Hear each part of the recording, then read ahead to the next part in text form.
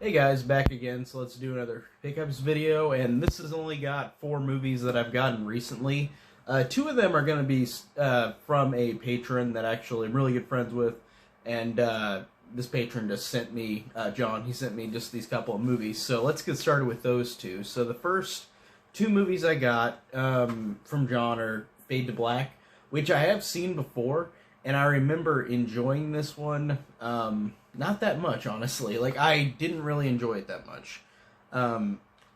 It's weird. It's one of those '80s slashers that I thought I would love more, but I've only seen it once, to be fair. So I feel like I'm glad that I got this, and then now that I can get another chance to rewatch it, I might enjoy it a little more because I never thought it was terrible, but I just didn't love it. Like, I thought it was fine.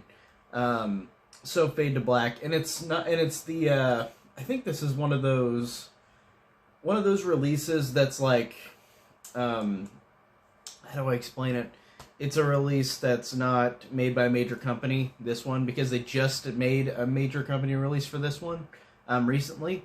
But still, this one is still awesome. Like, still awesome to get. I'm glad that I got this to check out again, and maybe I might like it a little more. And then the second movie that John got me, which I have not seen before, and actually I've never heard of before, is called Seven Women for Satan, and it looks pretty interesting. It's from 1974, and I do like to find just random movies like this that from the 70s and 80s that are horror. So I'll watch anything from those decades. So I'm glad I got this one as well. I'm glad he picked some good ones for me, definitely for me. So again, know nothing about this one, but I'm excited to see it. And it's also from the company Mondo Macabre. Macabre? I don't even know that company, to be honest. This is my first one. If it's a major company, I've not owned any others from this company. But like I said, I haven't seen Seven Women for Satan. That one sounds pretty interesting. And then we got 2 new releases that were released on Blu-ray that I bought myself. So the first one I bought is Wrong Turn 2021, and I did a review on this one recently.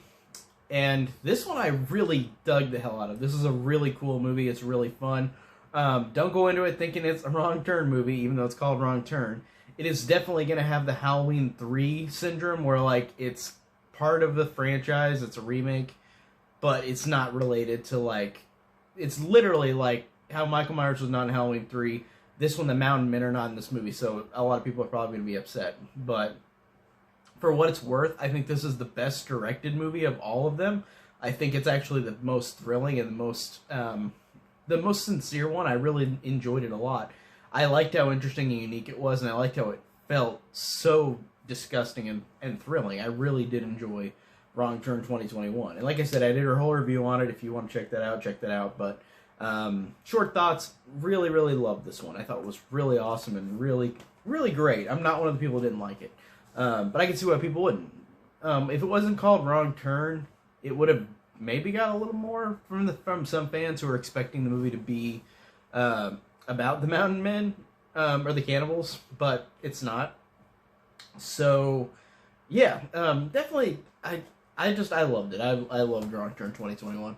And then the last movie I bought, and today, on Tuesday release, I bought Promising Young Woman, which I saw in the theater, and I loved it. I thought it was fantastic. It is Emerald Fennell's first directed film, and this is a filmmaker to watch out for. Like, I love this film, and I loved everything that it did for the genre.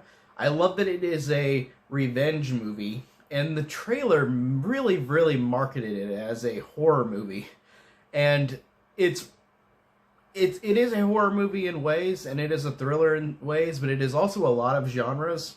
And I'm saying that in the best possible way. I'm not saying that's a bad thing, because people would think, oh, it's a lot of genres, that means it's tonally dissonant or not good. But it is great, and it's fantastic. I gave it 5 stars out of 5 on Letterboxd when I saw it in theaters, and I just rewatched it right before this video.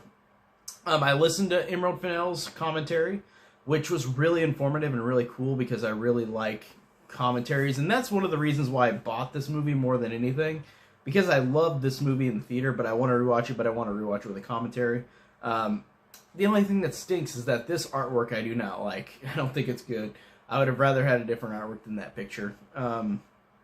But like the trailer, Universal marketed this movie, Universal Focus Pictures, they marketed this movie like it was a straight up, like, I spit on your grave type of movie. And it's not that. It is definitely a revenge movie, but it's hard to explain it because this movie does a great job of getting rid of those cliches and making the movie, by the end of the movie, without spoiling it, the ending of the movie is, it is done so excellently in a way you did not expect.